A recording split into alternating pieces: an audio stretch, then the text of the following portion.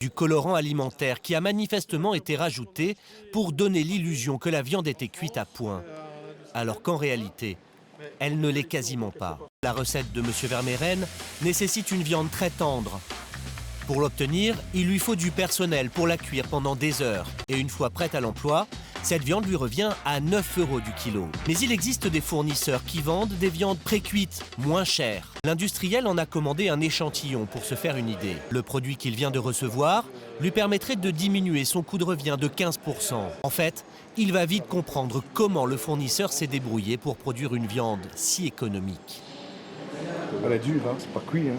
Non, mais regarde, c'est juste ce colorant. Ils ont mis du colorant dedans et c'est pas pris sur l'étiquette. Du colorant alimentaire qui a manifestement été rajouté pour donner l'illusion que la viande était cuite à point, alors qu'en réalité, elle ne l'est quasiment pas. Pour gagner quelques cents, on décide de sauter une étape ou deux. Mais en fin de compte, le résultat final, si vous prenez ce morceau-ci, voilà, il n'y a personne qui sait manger ça, quoi, c'est impossible.